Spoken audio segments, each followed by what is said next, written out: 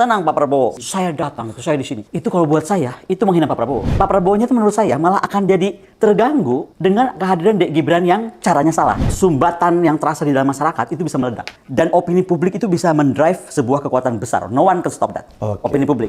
Opini publik ketika terbentuk itu bisa menggerakkan. Jangan lupa loh, Indonesia itu lahir dari manusia pergerakan. Dari darah our DNA itu DNA pergerakan. Bahaya. Rakyat tuh sudah gelisah ya. Dan kegelisahan itu udah seperti tadi Pak Abraham bilang. Aromanya itu udah aroma 98. Aroma people's power saya menyebutnya. Keluarkan kejutan kedua, mengganti Panglima ke Angkatan Darat. Lain kalau Angkatan Udara Pak, reaksi orang pasti beda. Kalau yang diangkat di Pak Fajar misalnya, orang pasti nggak akan seterkejut ini. Tapi ini yang diangkat Angkatan Darat. Angkatan Darat kita tahu kan, mereka tuh sampai kemana? Kalau di dalam struktur masyarakat. Babinsa bisa digerakkan. Kalau tidak mau mengundurkan diri, ya kan? Ya pasti rakyat akan menuntut pemakzulan.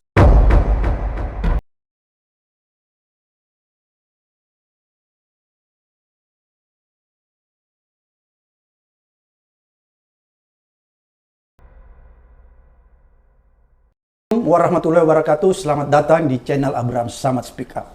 Seperti biasanya, hari ini saya menghadirkan tamu yang luar biasa. Kenapa saya katakan luar biasa? Beliau ini adalah pakar militer, pertahanan keamanan, juga pakar intelijen. Walaupun sebenarnya saya nggak memperkenalkan beliau, netizen pasti sudah mengenalnya. Tapi nggak apa-apa. Selamat datang, Ibu Koni Rahak Undini Bakri. Weh, hebat loh. Jarang orang bisa nyebutin nama aku perfect gitu. Ya, saya ini tadi berlatih 3 kali, Bu. Udah kayak orang mau itu ya, apa? Ijab kabul. Ijab kabul. Ibu Koni ini pakar militer, pertahanan keamanan, sekaligus pakar intelijen. Ibu Koni, ini ada yang menarik nih ya, kalau kita lihat-lihat akhir-akhir ini. Kayaknya ada sesuatu yang menimpa bangsa kita. Sepertinya negara kita sedang tidak baik-baik saja. Itu yang saya rasakan. Saya kadang-kadang coba menoleh ke belakang peristiwa 96. Perasaan saya kok sepertinya ada benih-benih ke sana. Ya, sepertinya, walaupun saya salah ya. Saya melihat fenomena ketika putusan MK yang menimbulkan reaksi yang begitu kuat, yang tidak diduga sebenarnya. Begitu kuat dari masyarakat karena putusan ini diidentifikasi sebagai untuk melanggengkan politik dinasti. Kita tahu 98 ini sebenarnya yang minta dikoreksi oleh reformasi, tapi sekarang diulang lagi. Apakah ini tidak akan memunculkan ya kekhawatiran kita bahwa bisa saja hal yang sepele kita anggap ini bisa akhir-akhirnya bisa menimbulkan chaos massa? Pertama terima kasih. Saya ini diundang Pak Abraham Samad agak ndredeg loh. Ini kayak mau ujian ya perasaan. 4 kali loh saya undang Ibu Koni ini selalu keluar negeri. Siap. Ya itu Pak Abraham. Saya itu kan jadi banyak 2 tahun terakhir ini sebenarnya saya lebih banyak di Rusia ya. Karena saya bergabung di Valdai Club. Itu sebenarnya think tank besar untuk advisor to the President of Russia. Dan itu dari seluruh dunia. Jadi jangan dianggap cuma yang negara pro-Rusia. Even dari Amerika ada kayak Jeffrey Sachs di situ. Kemudian dari Oxford, dari mana-mana lah. Jadi memang saya jarang, makanya dengan segala hormat mohon maaf. Nah tapi memang saya tiba-tiba sangat terganggu lah. Saya nggak pernah bereaksi terhadap hingar-bingar politik. Ya kan, kok tiba-tiba bereaksi? Karena mungkin dari sebagai orang yang latar belakangnya defense, salah satu penyebab perpecahan itu kan nggak usah harus dari intervensi dari luar. Dari dalam. Bisa dari dalam. Ancaman itu kan bisa dari luar, bisa dari dalam. Dari dalam itu bisa apakah individu, apakah kelompok, atau apa. Nah yang buat saya mengejutkan nih, ancaman sekarang kita dari dalam kok kayaknya dari malah presiden sendiri. Ini menarik nih pernyataannya Bu Koni dari presiden sendiri. Jadi begini, kalau ada orang bilang bahwa ini salah Pak Prabowo, saya nggak sepakat Pak. Bukan salahnya Pak Prabowo ya? Bukan. Gini loh, Pak Prabowo itu sekarang kita punya 3 calon ya, ada 3 calon presiden. Pak Prabowo salah satunya. Buat saya hukum langit itu nggak boleh dibantah. Karena no matter kita mau jadi apa, kalau langit tidak mengizinkan, tidak mungkin, betul nggak? Jadi menurut saya calon-calon presiden itu adalah sudah menjadi putra-putra terbaik bangsa. Takdir ya? Takdir. Yang nulis langit udah nggak bisa ada yang bantah. Jadi udah nggak usah dibahas soal itu. Nggak usah diperdebatkan. Nggak usah diperdebatkan. Jadi menurut saya Pak Prabowo sudah on the right track. Bergabung dengan sebegitu gemuk partai pun juga mungkin itu adalah sebuah pilihan atau alur yang akhirnya mengarah ke sana. Tetapi menurut saya dengan munculnya tiba-tiba putra mahkota kita sebutnya. Sekarang kita bukan presiden soalnya. Kalau presiden nggak boleh nunjuk-nunjuk begitu kan. Putra kesayangan. Menjadi cawapres dengan cara, menurut saya bukan orang hukum ya Pak Abraham Samad. Jadi kalau dikejar terlalu detail pasal saya nggak terlalu paham. Tapi buat saya radar saya sederhana. 16 guru besar hukum itu tidak sepakat kepada keputusan MK atau komplain lah gitu kan. Lalu saya lihat wawancara Pak Abraham Samad beberapa hari yang lalu yang tentang pamannya Gibran, ininya Gibran, semuanya Gibran gitu kan. Nah jadi Dek Gibran ini memang menggoncang Indonesia. Tetapi nggak usah juga dia ngeluarkan video yang kok takut sama saya. Aku kesel banget tuh. Karena itu is like apa ya? Memang driving our emotions gitu. Karena pertama dia masih muda banget ya. Dek Gibran ini masih muda sekali. Ketika dia menghampiri Pak Prabowo pada saat mau announcement lalu ngomong, tenang Pak Prabowo. Saya ada di sini. Saya datang, saya di sini. Itu kalau buat saya, itu menghina Pak Prabowo. Ini kalau saya pribadi ya. kok Pak Prabowo diginin ya? Orang yang sudah pernah perang di Timur Timur, sudah pernah harus mengungsi karena negara ini tidak bersahabat kepada beliau, ya kan? Kopassus. Kopassus sudah jelas, lalu kembali ke tanah air, ya kan? Dengan sabar dan persisten melewati 3 tahapan, kalah lagi, maju lagi, kalah lagi, itu nggak mudah tuh. Ya. Dan saya hormat untuk orang-orang seperti itu. Jadi Pak Prabowo-nya itu menurut saya malah akan jadi terganggu dengan kehadiran Dek Gibran yang caranya salah. Kan begini, kita boleh aja tujuan kita baik lah. Oke. Tapi kalau cara kita salah, ya hasilnya pasti nggak baik. Nah, apalagi dalam sistem negara berdemokrasi yang kita perjuangkan dengan air mata dan darah 98, kan yang mencengangkan saya dan publik, Pak Harto yang dianggap demikian diktator, dianggap demikian mengkontrol tentara, dianggap demikian one man show, you name it lah. Semua gelar diberikan kepada Pak Harto ya. Pak Harto nggak pernah ngangkat anaknya overnight gitu ya, tiba-tiba menjadi wapres. Pernah Mbak Tutut menjadi menteri, tapi itu setelah 25 tahun. Dan setelah Ibu Tutut sudah dewasa dan matang. Ya, exactly, Bu Tutut udah jadi ketua yayasan ini, PMI, udah bangun, Bu Tutut udah melewati banyak hal. Bukan instan. Bukan, dan 25 tahun beliau berkuasa. Nah, sekarang coba kita tarik ke Pak Jokowi ya. Saya itu pengagum beliau. Sama. I love him so much. Mungkin itu yang buat saya patah hatinya juga so much ya. Katanya kalau kita mencintai itu nggak boleh terlalu dalam, Pak. Makanya harus disisakan 10%. Jangan 100% kita Nah, mencintai. masalahnya udah terlalu nih kan. Nah, Oke. begitu masuk ke tahun kedua memang saya udah mulai agak terganggu nih. Cinta saya tuh mulai agak terganggu. Kenapa? Karena saya udah agak heran kok tiba-tiba anaknya jadi wali kota. Mantunya jadi Wali kota. Tapi karena saya tuh sangat pro anak muda, dan kan saya nggak kenal langsung mereka nih, si adik-adik kecil ini. Ya mungkin saja mereka is good thing. Walaupun buat saya, kok dari pisang goreng bisa hebat banget ya. Saya juga pengen anak saya jual pisang goreng kalau begitu caranya kan. Tapi oke, anyway, itu another story. Begini, tapi dalam hati saya semoga, udahlah, biar aja lah. Ya kan, this is politik, this is demokrasi, toh dipilih oleh rakyat gitu kan. Oke. Apakah rakyat jadi kondisikan atau enggak, that's another story ya. Nah, tapi begitu mau menjadi cawapres, apalagi dengan cara mengguncang konstitusi kita dan MK kita di obrak-abrik, saya nggak bisa terima. Makanya saya langsung bersuara. Suara saya itu suara rakyat, saya bukan siapa-siapa, saya hanya dosen, guru lah, kalau bisa disebut saya hanya guru. Dan menurut saya, kok begini ya? Dan saya menangkap, karena kan saya tuh orangnya gaul sama siapa aja, Pak Bram. Iya. Saya tuh gaul dari anak muda, makanya bahasa saya kadang-kadang suka kayak selebor begitu, karena saya Ini senang enak ngobrol, nih, bahasa iya selebor. ngobrol santai gitu. Nah, saya bisa menangkap itu. Menangkap sekali kegelisahan itu, atau masyarakat banyak di kampung gitu yang bilang, Bu Koni katanya kok kayak begini sih gitu kan, kok presiden berubah gitu. Iya. Nah, tapi kan segini, kita nggak bisa komplain kalau kita ngasih jalan keluar. Oke. Saya sendiri udah ketemu Pak Dasko. Oke. Saya tanya pada Dasko, kira-kira mungkin nggak ya menarik atau mengganti Dek Gibran ini kan? Nggak mungkin kan? Nggak bisa dong, sudah masuk ke KPU dan lain-lain. Lah, makanya terus pada saat saya diundang hadir di pertemuan rumah pemenangan Presiden Ganjar, saya diundang sebagai tamu. Itu terus saya ditanya juga kan, apa pandangan saya? Ya saya bilang, pandangan saya itu yang akhirnya saya marah bukan kepada siapa-siapa, tapi kepada Presiden. Karena beliau lah yang membuat, kan gini loh, di Indonesia itu nggak boleh bikin keriuhan loh. Betul nggak? Itu Panji Gumilang yang keriuhannya sekarang juga nggak jelas apa, ditangkap langsung. Loh ini yang bikin keriuhan presiden terus gimana nangkepnya? Ya, makanya saya bilang gini, udahlah kita kasih jalan keluar. Karena buat saya kalau ada masalah itu harus ada jalan keluar. Opsi 1, Pak Dasko bilang nggak mungkin kan ganti cawapres. Mungkin. Masih mungkin ya? Ya. At least sampai sekarang nih karena namanya sudah itu ya. Yang kedua, saya sarankan apakah presiden sebaiknya cuti aja. Toh beliau punya mainan tuh di IKN yang katanya tahun 2024 masih selesai. Sudahlah, resign aja cuti di IKN, biarkan Pak Wapres memimpin. Supaya apa? Supaya nggak ada suuzon. Kita ini kan bernegara nggak boleh ada suuzon, mesti husnuzon ya. Nah tapi ada waktu itu kawan di sebelah saya Pak Ari bilang nggak cukup Bu kalau cuti, kalau untuk husnuzon itu harusnya beliau lengser saja mengundurkan diri. Betul. Atau dengan segala hormat Mr. Presiden tarik putramu, udah nggak usah. Pertama kasihan Pak Prabowo karena sekarang suara-suara masyarakat tuh yang tadinya Prabowo berat langsung males gitu. Banyak loh, kan kesian juga. Tadinya banyak dukungan ya menjadi kurang. Pak, saya tuh orang yang memperhatikan semua ya. Oke. Dan menurut saya mesin partai Pak Prabowo tuh keren. Oke. Keren kerjanya, apalagi begitu gabung sama PSI ya. Pendekatannya masif kepada generasi muda. Jadi Milenial. udah, iya, dan sementara kita ini kan pemilih kita 60%. Iya. So they know how to do it. Itu yang aku bilang. Nah, udah lagi beraman-aman melaju ke sana, Tiba-tiba. datanglah badai ini gitu. Mungkin tidak badai kalau caranya, misalnya MK waktu itu sang paman disuruh jangan ikut terlibat. Misalnya, Iya, iya. you know better than me lah kalau untuk bisa. Maksud aku, kenapa sih mesti, dan apalagi saya mendengar penjelasan sang paman waktu ditanya sama wartawan, apakah Bapak ada, ya namanya juga ponakan gitu kan. Jawaban beliau tuh bikin saya shock loh. Cerita dulu di Arab bagaimana, suku Quraisy gimana apa. Muter-muter kemana, baru jawab. Jadi nggak mungkin. Dari orang ditanya sesuatu, jawabannya keliling dunia dulu. I'm afraid, ya something wrong. Sudah bisa diduga. Jadi keliling-keliling jawabannya artinya mencari Suku Quraisy. justifikasi. Jauh banget Pak suku Quraisy. Mencari dalil aja untuk pembenarannya. Oke, Bu Koni, kalau Ibu Koni melihat keadaan seperti sekarang ini, apakah Ibu Koni tidak menangkap sesuatu yang tidak seperti biasanya? Ada kegelisahan yang timbul dari bawah? Ada gejolak? Justru kenapa saya bersuara soal ini yang tadinya saya nggak terlalu interest lah untuk ini. Karena justru saya kekhawatiran saya itu. Bahwa sumbatan yang terasa di dalam masyarakat itu bisa meledak. Dan opini publik itu bisa mendrive sebuah kekuatan besar. No one can stop that. Opini publik. Mau uangnya berapapun tidak ada serinya, mau power apapun yang di force, ya kan? Opini publik ketika terbentuk itu bisa menggerakkan.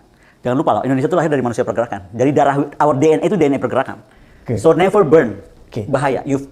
Istilahnya gini, you're playing with fire kalau sampai ke sana. Kita berandai. Kalau itu terjadi, apakah Ibu Koni melihat aparat keamanan kita, baik itu tentara maupun itu polisi, dia masih patuh sama presiden, membentengi kekuasaan itu? Atau terlalu patuh gitu maksudnya pertanyaan? Gini, ini banyak yang mengaitkan Kapolri kita tuh punya kedekatan dengan presiden karena Solo gitu kan. Lalu Kasat kita yang terhormat Pak Jenderal Agus yang akan dipromosikan menjadi Panglima, itu juga kan lama di Solo, lama di Bogor, lama di Pas Pampres gitu. Jadi seolah-olah orang dekat lah Pak Jokowi. Saya sih sangat hormat lah kepada keduanya. Sangat hormat. Dan saya percaya Panglima, calon Panglima atau Kapolri itu makhluk atau penduduk Indonesia yang terbaik lah. Putra-putra terbaik. Aman ya? Sebentar, belum selesai kalimat saya. Putra-putra terbaik yang mencapai posisi itu juga dengan segala macam. Nah, justru karena kita juga harus menjaga putra-putra terbaik kita itu, itulah pertanyaan saya ke Pak Jokowi hari ini. Kenapa tiba-tiba Panglima ini mau dipercepat? Maksudnya, kita tahu ya, Pak Yudho Margono itu pensiun tuh kan pada ulang tahunnya kalau nggak salah tanggal 18 atau 28. Saya lupa, tapi this month, gitu, November. Kenapa sih udah tinggal berapa minggu itu harus membuat lagi kejutan yang, belum puas nih, orang masih terkaget-kaget dengan MK, keluarkan kejutan kedua, mengganti Panglima ke Angkatan Darat. Lain kalau Angkatan Udara, Pak, reaksi orang pasti beda. Kalau yang diangkat di Pak Fajar misalnya, orang pasti nggak akan seterkejut ini. Tapi ini yang diangkat Angkatan Darat. Angkatan Darat kita tahu kan, mereka tuh sampai kemana kalau di dalam struktur masyarakat. Sampai Babinsa ya? Babinsa bisa digerakkan. Dan itu kan ada orang asing yang datang ke Jogja yang terkejut-kejut kok kayak overnight hari ini pengumuman, besok udah ada di mana-mana gitu. Jadi ada sebuah force dari mana nih yang tiba-tiba bisa ada baliho-baliho. Itu kan jadi pertanyaan juga. Dan gini ya, kalau saya tuh Bapak ikuti ini nggak, Perdana Menteri Australia, Instagramnya? Malu nggak Pak Abraham? Bayangkan dia lagi masukkan Instagram terkait urusan rapat-rapat dengan presiden di Bali, lingkungan kan? Itu semua pesan masuk situ mempertanyakan kenapa kamu mau ngomong atau mau ngobrol sama orang yang telah mengobrak-ngabrik konstitusi. Itu di akun Instagramnya negara tetangga Perdana Menteri. Artinya secara dunia internasional itu sudah ribut. Sudah ribut. Aduh, kita mau terus nih. Jadi kalau saya mau tanya tuh, mungkin kalau iklan tuh how far can you go? How far can you go, Mr. President? Karena ini nggak main-main. Bahaya sudah. Menurut saya. Gitu. Jadi harus berhenti ya? Berhenti dengan tadi. Maksudnya berhentikan anaknya, minta supaya dia lanjut. Beliau berhenti jadi presiden, resign. Silahkan dia mau push anaknya sampai kemanapun juga, tapi dia sudah harus tidak ada. Maksudnya tidak ada di dalam sistem pemerintahan ya. Karena begini, saya ini baru terima dan saya tuh kaget loh. Ada video yang beliau sedang berdiri di samping Pak Tito. Yang menyatakan bahwa jangan bahasa itu tadi, jangan main-main lah kira-kira gitu. Biar nggak salah saya lihat dulu ya. Jangan pokoknya jangan ini, nanti saya ganti. Saya akan awasikan, ditanya Pak Tito tuh ngawasi berapa lama, berapa lama sekali para gubernur ini semua. Oh, sebulan sekali. Oh, saya akan awasi tiap hari. Jangan ada yang aneh-aneh gitu kira-kira bahasanya begitu. Saya lupa bahasa tepatnya itu nggak ada. Tapi maksud saya gini loh. Ini kalimatnya kok ngeri ya? Karena kemudian dia bilang, begitu orang-orang itu tepuk tangan, jangan tepuk tangan. Kalian bisa saya ganti anytime. Please, Mr. President, you are there because you are the President of Indonesia yang dipilih oleh rakyat Indonesia. Anda tuh bukan raja, bukan sultan. Yang kita ini jadi rakyat yang rakyat yang harus patuh kerajaan tunduk itu negara berdemokrasi. Jadi lihat itu saya makin ya ampun kok begini ya. Saya gelisah Pak Abraham. Makanya saya minta dengan hormat saya tuh kemarin di PDIP saya bicara soal fatsun politik. Etika politik. Karena kalau politik sudah tidak beretika bubar kita pasti. Pasti ya. Ya karena politik itu kan kemudian melahirkan hukum kan. Tapi untuk bisa berpolitik yang benar kita mesti punya etik. Etiknya nggak tertulis, memang nggak ada gitu. Apalagi dalam riwayat kita berpunya presiden dari mulai Bung Karno sampai hari ini, tidak ada yang going this far ya. Sedang menjabat, mengangkat anaknya menjadi, atau mendorong anaknya menjadi cawapres. Dan nyatakan dengan jelas, saya akan cawe-cawe. Itu kan kalimat, bukan kalimat kita. Kalimat beliau. Dan keterus terangan ya? Iya. Kalau begitu Bu Koni, kalau dia sudah ada secara eksplisit bahwa saya cawe-cawe, masih yakinkah Ibu Koni bahwa kalau Pilpres nanti dan Pak Jokowi tetap presiden, Pilpres ini bisa berjalan secara fair? Saya nggak tahu bagaimana proses nanti Pak Jimli Asadiki akan memutuskan ya. Tapi ini pengaruhnya akan besar. Karena sekali lagi rakyat tuh sudah gelisah ya. Dan kegelisahan itu udah seperti tadi Pak Abraham bilang, aromanya tuh udah aroma 98. Iya. Aroma people's power saya menyebutnya. Dan itu yang saya takut sebenarnya terjadi. Karena kalau people's power sekarang tuh beda sekali dengan people's power waktu itu pasti gitu. Dan ini yang akan jadi berat gitu. Lebih berbahaya kalau terjadi. Pasti karena sekarang komunikasi kita udah lebih mudah. Kedua, kita bisa disusupi oleh siapa aja. Akan sangat mudah karena intervensinya kan mereka bisa lewat media sosial, lewat ini kan jadi senjata sebenarnya yang kita pegang ini kan senjata. Tapi saya boleh nggak sih penasaran buka sebentar ini? Boleh, silakan. Saya tuh penasaran kata-katanya soalnya. Iya, silakan. Pak Gubernur, Bupati dan Wali Kota ini dievaluasi berapa bulan sekali sih evaluasinya? Bapak Ibu semuanya dievaluasikan setiap 3 bulan. Yang evaluasi Mendagri, tapi saya evaluasi saya harian. Begitu. Jangan tepuk tangan, saya evaluasi harian itu hati-hati loh. Begitu Bapak, Ibu semuanya miring-miring, saya ganti setiap hari bisa. Itu hak prerogatif yang saya miliki. Tadi yang saya sampaikan tolong, saya nggak minta banyak-banyak, tolong diikuti. Miring-miring, maksudnya miring-miring apa nih? Kalau miringnya harus ke Gibran, bahwa kalau ke Gibran dianggap tidak miring. Kalau ke Pak Ganjar miring, kalau ke Pak Anies miring. Atau gimana nih saya nggak ngerti. Pengertian miring-miring dan akan saya awasi sendiri setiap hari. That is scary buat saya kalimat itu. Dan ini mungkin yang saya menuntut dalam kesempatan ini kalau Pak Presiden nonton. Pak Presiden, saya rakyat Bapak Pak. Saya ingin tahu maksud Bapak itu apa. Kok jadi takut saya ya? Ini lebih Pak Harto aja kayaknya nggak pernah begini loh. Jangan miring-miring. Kalau miring saya hilangkan salahnya. Jadi itu kayak ancaman ya? Ya ancaman lah. Warning ya? Warning berat. Kepada gubernur dan PLT gubernur ya? Ya dan saya lihat kalau kita lihat muka Pak Tito, saya sahabat beliau. Sejak beliau Kapolri. Muka beliau tuh agak bingung gitu. Bingung atau takut? Bingung kalau saya lihat. Bingung jadinya kan. Kaget mungkin dengar statementnya Pak Jokowi kan saya nggak tahu juga. Betul Pak Abraham tadi bilang, kita nggak baik-baik saja, demokrasi kita sedang diganggu, sistem kita bernegara sedang tergoncang, ya kan? Dan yang menggoncang yang bikin kita bingung adalah our lovely presiden. Kan begitu Pak Abraham? Iya. Saya sih cuma paling kesian sama Pak Prabowo sih sebenarnya. Kasihan ya, jadi kita kasihan sama Pak Prabowo ya. Sehingga kita melakukan koreksi gitu ya. Ya, kesian sama negara udah pasti. Tapi karena tadi saya bilang, kontestan ini kan kontestan yang kita harus respect karena mereka pilihan langit ya. Betul Jadi gak? menurut Ibu Koni, seandainya Pak Prabowo nggak memilih Gibran, justru laju Pak Prabowo untuk menjadi pemenang di Pilpres nanti itu lebih besar peluangnya seharusnya. Menurut saya. Dan itu saya sampaikan sama Pak Dasko. Udah disampaikan? Langsung saya sampaikan. Terus apa kata mereka? Ya itu tadi, bahwa di politik kan semua hal bisa terjadi. Tadinya mau ini bisa geser ke sana, tadinya mau ini bisa geser ke situ. Politik kan sangat fluid. Bukankah pilihan Gibran itu inisiatif orang-orang Gerindra? Saya nggak mau berbicara atas nama Pak Dasko, nggak boleh ya. Tapi lebih baik kan Pak Abraham juga kenal. Tanya aja Pak Prabowo langsung. Apakah itu inisiatif Gerindra? Apakah inisiatif Istana? Apakah... Kalau menurut Ibu Koni sebagai pengamat? Saya kan bukan pengamat politik. Saya cuma mau bicara ini bahwa saya melihat digiringnya Gibran ke arah menjadi cawapres itu kemanapun lah, mau ke Pak Prabowo, mau ke Pak Ganjar atau kan, tapi dengan cara mengobrak-abrik MK. Karena begini, saya sejak begini, ada yang bilang begini, bukan kan ketemuan sampai PDIP gitu kan? Sama nggak Bu reaksi Ibu kalau misalnya Gibran gabung ke Ganjar? Kan pertanyaannya nggak sederhana itu. Saya tanya lagi balik, cara dia nanti gabung ke Pak Ganjar pakai MK enggak pamannya itu? Ya kan, atau pakai merobrak-abrik sistem konstitusi kita enggak, atau sistem kita berdemokrasi. Ya kalau iya ya mau deket ibu lah, deket siapapun pasti saya bersuara yang sama kan. Suara akademis itu suara Tuhan katanya, suara hati, ya kan. Apa sih yang kita mau cari, orang kita cuma guru gitu kan, ya kan. Nah kemudian kita dilindungi oleh UN. Akademisi berpendapat dia asal dia punya dasar, dia dilindungi oleh United Nations loh. Nah jadi menurut saya ya enggak begitu kalau memang prosesnya benar. Ya kan? Yang kita masalahkan kan bukan dia ke siapanya nih. Caranya gitu. Kebetulan sekarang ke Pak Prabowo yang menurut saya akan merugikan Pak Prabowo gitu loh. Masih percaya Ibu Koni bahwa aparat keamanan ini bisa netral? Saya percaya tentara kita terutama ya, itu adalah putra-putra terbaik bangsa yang sudah menjadi manusia yang disempurnakan. Tetapi tentara itu politiknya politik negara. Dia nggak bisa berpolitik sendiri, itu udah aturan. Jadi nggak mungkin tiba-tiba tentara, pemerintah ke kanan, saya mau ke kiri, nggak bisa. Karena politik tentara itu politik negara. Kebetulan yang sedang memimpin negara Republik Indonesia yang tercinta ini bernama Sultan Joko Widodo. Kalau saya dengar dari kalimat tadi udah kayak Sultan ngomongnya, ya kan? Jangan miring-miring gitu kan. Wah. Jadi akan ada kemungkinan di misuse. Nah, ini yang mesti kita warning karena gini, tentara kita itu kan tentara yang lahir dari berbeda dengan tentara di dunia lainnya. Hanya 5 tentara lahir dari model kita ini. People of Liberation Army. Israel, Aljazair, Vietnam, Indonesia, satu lagi kok saya jadi lupa tiba-tiba. Tapi pokoknya 5 negara. Oke. Nah, yang paling masih tentara untuk rakyat untuk tentara, itu ya masih IDF dan TNI. Makanya penelitian S3 saya ke Israel. Oke. Karena membayangkan ini dua People of Liberation Army, Armed Forces ini, Oke. seperti apa gitu. Oke. Nah, jadi artinya apa? Tentara tidak boleh mengkhianati rakyat.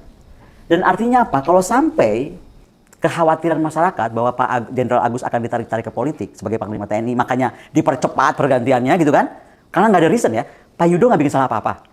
Malah beliau bikin legacy Pak Panglima Yudo ini. Katanya udah mau pensiun. Mau gara-gara surat itu kan, ya kan, gara-gara surat cinta yang cepat-cepat dari istana itu. Tapi kan sebenarnya nggak ada Pak, gini ya, Kemhan kita ini hebat Pak. Hari ini tuh Kemhan sudah merubah strategi pertahanan Nusantara. Oke. Jadi doktrin perang kita akan berubah, ditambah masukan dari Panglima, strategi pertahanan Nusantara poros maritim dunia. Oke. Artinya tentara kita tuh akan sekuat dengan Bung Karno. Oke. Gini Pak Abraham sekarang lihat kan, orang semua bilang kenapa kita nggak bela Palestina, kenapa saya paling tenang Pak? Karena buat saya logik aja, lu mau bela Palestina pakai apa? Kan nyampe ke sana juga enggak gitu. Bedain dulu ya Pak, doa, sumbangan itu is another thing. Yang saya ngomong tuh sekarang de facto apa yang kita bisa lakukan gitu. Oke, berarti kalau begitu Ibu Koni melihat ada sesuatu yang nggak beres ketika penggantian ini dipercepat. Ada sesuatu yang dipertanyakan. Oh, Karena kenapa mesti buru-buru? Karena juga ulang tahun Pak Yudo tuh tinggal sedikit lagi. Artinya masa pensiun dia kan cuma 4 minggu kurang ya. Jadi ditunggu kayak gitu. Ya mau tunggu aja itu. Tapi semoga, saya rasa sih Bu Puan sebagai Ketua DPR, lalu Pak Dasko, lalu semua di DPR, di Komisi 1 saya rasa cukup bijak untuk tidak mengamini sederhana itu. Jadi saya berharap surat Presiden hari ini datang, nggak usah juga seminggu lagi pergantian. Dengan proses yang harus dilakukan oleh DPR, kan itu kan surat harus datang, di rapat, dibahas, nanti kan harus balik ke Presiden. Dan saya harap total bisa akhirnya sama juga gitu waktunya. Jadi tidak terburu-buru. Seperti yang diharapkan oleh beliaunya.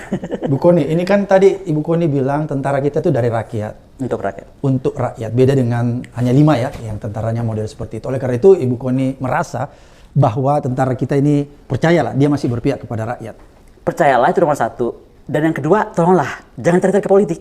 Jangan tarik-tarik dia ke politik. Iya, jangan tarik-tarik ke politik. Jadi kalaupun sekarang Pak Presiden misalnya ingin cepat-cepat ganti menjadi Panglima menjadi Pak Agus, ya sudah biarkan Pak Agus ngurusin TNI dalam format TNI yang seadanya tadi. Jangan ditarik. Jangan dilibatkan misalnya seperti melibatkan MK. Oke. Itu loh maksud saya dari tadi. Jadi gini loh, cukup yang dibikin kacau itu MK lah. Jangan tentara. Jangan tentara. Ada nggak Karena sinyal tonggak pilar kita itu adalah tentara kita. Dan polisi kita. Jadi jangan ditarik-tarik. Gini, orang baik bisa jadi nggak baik karena ditarik-tarik. Oke, kalau begitu ada nggak sinyalemen itu ke sana? Kan Ibu Koni ini pakar intelijen juga, pasti ada bocoran intelijen ini dari teman-teman. Ya pokoknya saya nggak mau ngomong bocoran apa, tapi saya cuma mau warning aja bahwa Pak Presiden tolong perhatikan ya, cukup MK yang diacak-acak, jangan tentara kita. Karena rakyat kita itu mostly ya, saya bilang mostly, itu sudah cerdas-cerdas. Jadi kalau kita diam, mereka nggak jadi banyak gaduh, itu kan macam-macam. Ada yang takut, ada yang nggak berani ngomong, ada yang bingung cara menyampaikan seperti apa. Nggak semua orang kan bisa menyampaikan narasi dengan baik. Tapi bahwa luapan di dalam hati mereka tuh berontak atau tidak terima, kan terasa. Saya tuh misalnya Pak ya, DM saya dulu nggak pernah rame ya. Tiba-tiba tiap hari tuh DM tuh yang, oh ini gini, ya mereka mungkin mengekspresikan. Terus lagi WA saya menurut saya tuh nomor saya sangat sekretif, sangat terbatas. Sekarang aduh Pak Abraham saya sampai bingung itu tiba-tiba macam-macam kan. Jadi saya bilang kok jadi begini ya. Dan yang paling sedih itu ya itu saya kan banyak mahasiswa muda gitu ya, anak-anak muda yang ya mereka kaget gitu.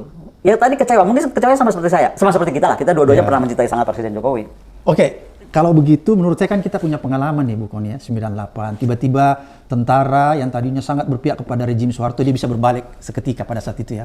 Begitu pula kalau kita lihat misalnya tragedi pemaksulan Gus Dur, masih ingat kan? Tiba-tiba juga tentara berbalik, kembali berpihak kepada rakyat. Apakah sinyalemen-sinyalemen ini nggak dibaca oleh Pak Jokowi agar dia lebih berhati-hati? Saya tuh bingung ya kalau ditanyakan soal Pak Jokowi, karena beliau tuh kayak gini loh, kalau kita menikah sama seseorang, itu tiba-tiba kita ngeliat ini orang siapa ya, kayak gitu loh. Jadi tiba-tiba menjadi asing. Nah, jadi Ibu Koni melihat sekarang sosok Pak Jokowi ini jadi asing. Jadi asing dong, jadi asing. Beliau yang katanya sangat dekat dengan rakyat, yang kita sangat kagum tentang pembangunan yang dilakukan sangat masif. Sederhana. Beliau sederhana, beliau merakyat sekali. Nggak pernah saya lihat presiden atau apalagi rajin banget ke Papua. Orang Papua tuh nggak pernah cinta presiden Indonesia seperti mereka mencintai Pak Jokowi gitu kan. Banyaklah rapot semua baik. Egaliter ya. Yang menurut saya, loh, kenapa he made the suicidal decision? Kenapa membuat keputusan bunuh diri? Jadi keputusan ini adalah keputusan bunuh diri menurut? Bunuh diri, apalagi kalau saya lihat kemarin beberapa berita bilang bahwa ternyata memang beliau tuh ingin 3 periode. Nah, apakah di benak Pak Jokowi itu kemudian oh ya udah saya nggak boleh 3 kali, ya anak saya aja jadi gitu. Saya jadikan wapres toh paling nggak Saya bisa ada di bayangan dan amit-amit nih Pak ya. Apakah berharap, sekali lagi amit-amit, bahwa mengetahui Pak Prabowo kesehatannya tidak terlalu prima, lalu berharap ada apa-apa di tengah jalan, lalu yang jadi presiden adalah si Dek Gibran ini yang bisa ngomong jangan takut sama saya. Bikin gue darah tinggi tuh kalau lihat video itu. Ya, itu Pak, yang kita mesti jangan sampai kalau bisa tuh puncak kemarahannya nggak sampai sana deh gitu. Kalau bisa tarik aja lah udah daripada bikin rio-rio ini. Saya bilang Pak Prabowo itu udah kuat kok. Kuat ya? Kuat banget karena dia gabung dengan partai-partai yang menurut saya tadi menguasai bagaimana memegang anak muda. Jadi gini, jangan berpikiran Pak Prabowo menang karena Gibran. Itu yang maksud saya. Oke. Jadi tanpa Gibran sebenarnya dia bisa menang. Aduh, di atas angin. Nggak tahu ya. Coba Pak Abraham sama sense aja lah. Oke. Jadi seharusnya di atas angin ya? Di atas angin. Justru kalau saya mengambil Pak Gibran ini malah jadi merugikan. Bu Kony, ini kan kalau kita lihat perjalanan militer kita ini pasang surut ya, fluktuatif. Kadang-kadang dia dicintai rakyat, kadang-kadang juga berubah respon rakyat kepada mereka ya, fluktuatif banget. Tapi sekarang dia dalam puncak dicintai lah ya, sangat. Setelah reformasi itu sangat dicintai. Kalau lihat dari apa, polling kan, ya, lembaga paling terpercaya. Ya, jadi lembaga bukan sekedar dipercaya, dicintai. Ya, gitu. terpercaya dan dicintai. Ya, oleh karena itu menurut saya, apakah dengan misalnya nanti tiba-tiba saja dia dilibatkan lebih jauh di dalam kontestasi pilpres, dilibatkan dalam ya, artian tanda petik betul. Untuk mendukung, disalahgunakan. Apakah itu tidak membuat tentara kita bisa berpaling 180 derajat? Itu yang tadi saya bilang, saya percaya tentara-tentara itu adalah manusia yang disempurnakan. Jadi saya berharap satu, Pak Jokowi tidak menarik-narik tentara siapapun itu, apakah Pak Agus atau siapapun, ya kan, menjadi tangan-tangan politik. Pak Jokowi sama seperti Pak Jokowi bicara di depannya Pak Tito itu kepada para kepala daerah. Ya kan? Masa Pak Jokowi ngomong itu, saya panglima tertinggi, jangan miring-miring, kalau miring-miring tangkap, kan masa ngomong gitu juga, jangan. Karena sekali lagi Pak Jokowi paling tidak harus tahu bahwa pilar negara tertinggi ini justru yang mesti dijaga. Yang akan merusak tentara kita itu bukan tentaranya merusak sendiri, tapi ketika politik menarik-narik. Kalau Ibu Kony melihat sekarang, ada nggak situasi yang sepertinya akan terjadi pemaksulan? Wacana pemaksulan? Itu sangat mungkin, makanya saya tuh warning gitu loh. Warning saya itu adalah begini. Kan saya bilang, solusinya itu cuma sederhana, apakah cuti? Lalu kemarin Pak Ari kemarin sebelah saya bilang, enggak lah Bu, kalau cuti nggak cukup, harus mengundurkan diri. Nah, kalau tidak mau mengundurkan diri, ya kan? Ya pasti rakyat akan menuntut pemaksulan. Dan apakah itu disambut oleh teman-teman di parlemen? Kan nggak bisa dong pemaksulan kalau tidak disambut oleh teman-teman di parlemen. Gini ya, kembali kalau saya tuh kok ngelihat ya, suara rakyat suara Tuhan ya, voice day. Jadi no matter how big the power you have, uang berapapun banyak sudah ditimbun untuk bagi-bagi gitu kan, atau apalah yang mau dipunya, ketika rakyat itu bersatu membentuk sebuah opini publik yang kuat, ya kan, rakyat itu lebih sakti. Bu Kony, ini kan dalam sejarah perjalanan bangsa kita, militer selalu suka apa nggak suka selalu ditarik dalam setiap rejim. Boleh Bu Kony lihat ya ke belakang, Orde Lama, Orde Baru, kemudian selalu digiring-giring. Tapi pada akhirnya biasa tentara berhasil kembali ke kitohnya menurut saya. Apakah situasi ini menurut saya sepertinya akan terjadi lagi seperti kejadian-kejadian di masa lalu? Nanti digiring tapi pada akhirnya kembali. Kan pergantian tadi itu, bukankah itu sinyalemen?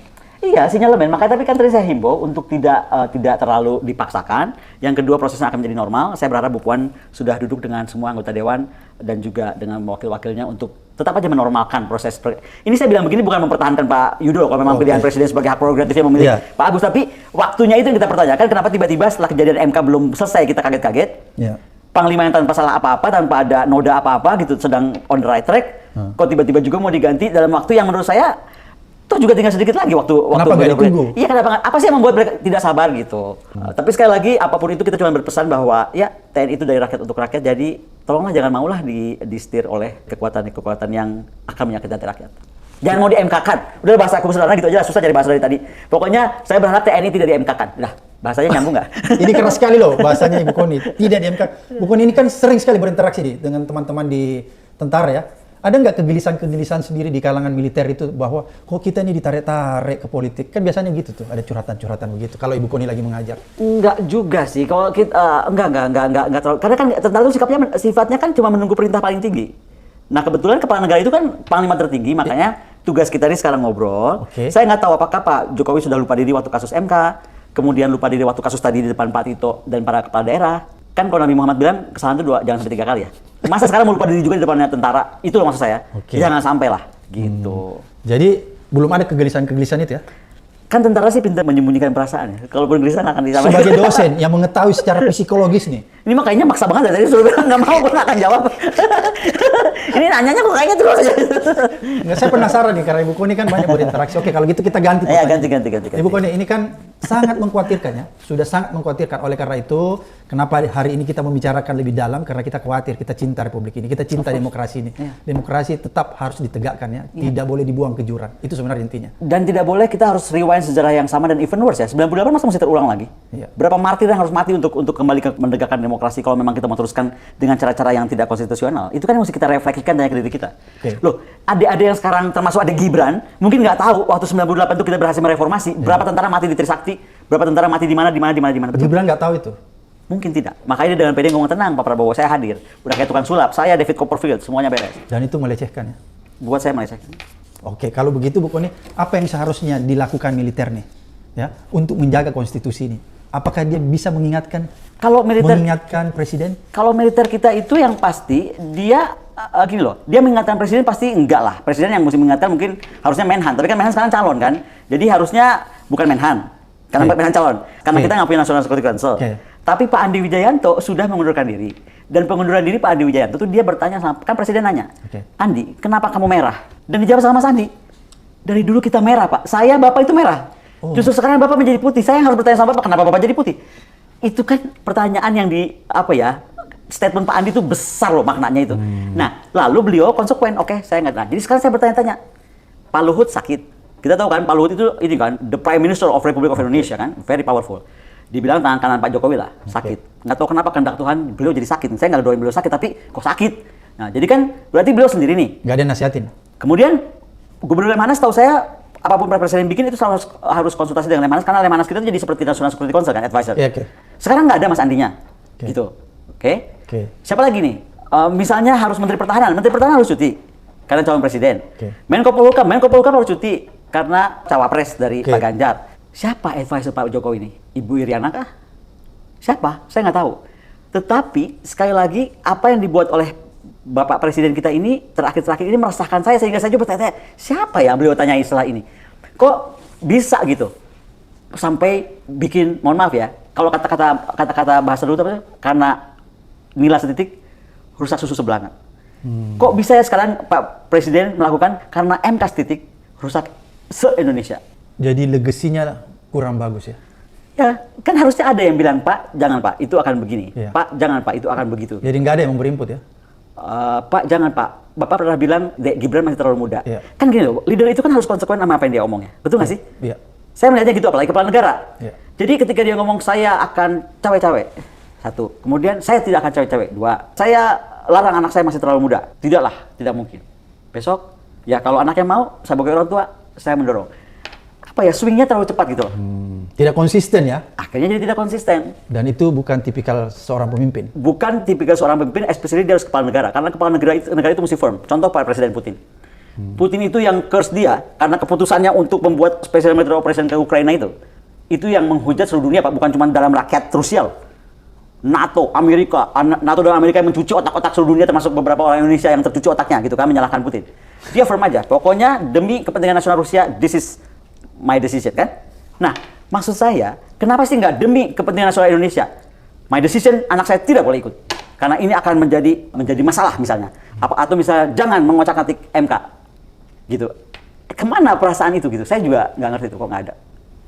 Jadi kalau begitu, kalau menurut Ibu Koni, ini sama ketika Jokowi juga berbicara ya, bahwa sudahlah, kamu jangan kesana kemari partai politik karena itu ada laporan intelijen ke saya tahu Anda mau kemana. Itu juga termasuk sesuatu yang menurut Ibu Koni sudah melampaui kewenangannya ya? Saya nggak tahu Pak ya, saya tuh orang yang percaya. Ibu saya itu kan seorang spiritualis ya. Jadi my mom itu given gitu by God. Dia tuh bisa lihat orang, bisa predik hidup orang gitu. Sementara ayah saya kan seorang fisika, nuklir, ahli fisika dan kepala reaktor nuklir. Saya hidup di dua dunia itu. Jadi saya tuh selalu percaya bahwa ada beberapa hal dalam hukum manusia itu nggak boleh dilanggar. Apa itu? Ya etika. Contohnya gini, saya melihat apakah presiden ini berubah sejak tiba-tiba menjadi raja sehari ketika Kaisang menikah bisa menggunakan istana. Lalu tiba-tiba jadi berasa, wah saya raja sekarang, ternyata saya bukan presiden. Saya bisa aja Pak. Saya nggak tahu, karena kalau saya tuh orang yang dididik mami untuk percaya bahwa kita mesti menghormati peninggalan leluhur dan aturan-aturan leluhur. Saya orang Gorontalo Pak, misalnya saya meninggal nih Pak ya, Itu di makam saya, itu kan ada lentera putih, nyala 7 hari.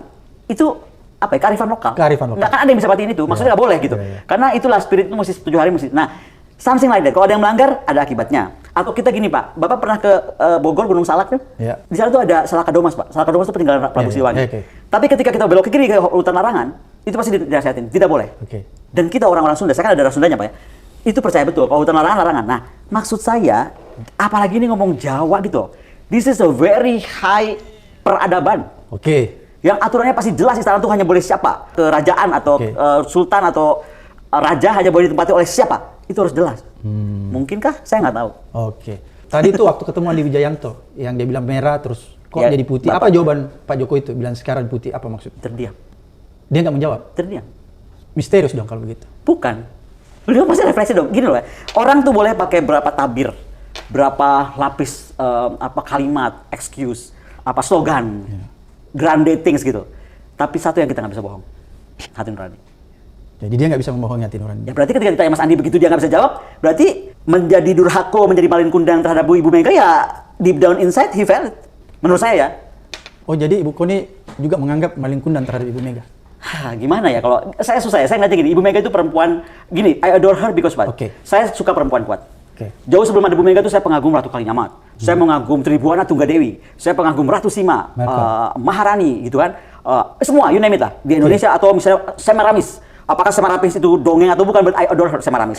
Cleopatra. Jadi saya tuh suka perempuan, tiba-tiba perempuan yang bukan cengeng, bukan baperan. Aku nggak tipe. Nah, Ibu Mega di mata saya adalah perempuan kuat itu. Oke. Dihancurkan jalan Bung Karno, Harto. Bayangkan Pak, kalau saya cerita itu bisa panjang ya. Iya. Suaminya ditenggelamkan, apalagi coba kantor PDIP diserbu, lalu melahirkan partai baru. Nah, panjang ceritanya, tegar sampai menjadi presiden, menjadikan presiden Pak Jokowi 2 kali, terus tiba-tiba Gibran yang katanya PDIP, terus tiba-tiba katanya Golkar, tiba-tiba nggak PDIP, nggak Golkar, pokoknya semuanya nggak jelas, tiba-tiba lah cawapres dari Gerindra didorong Golkar. Itu shocking nggak Pak? Nah, saya nih kalau jadi ibu, anak saya bikin komitmen sama orang gajah, saya jewer pasti. Tapi dia enggak ya? Loh, kok bukan di jewer, malahan MK yang diacak-acak gitu, atau di obrak-abrik. Sekali lagi saya bukan orang hukum Pak, saya juga nggak ngerti prosesnya akan seperti apa. Di situ dinyatakan kepala daerah itu harusnya gubernur gitu. Kenapa bisa tiba-tiba turun gitu? Oke. Detail kayak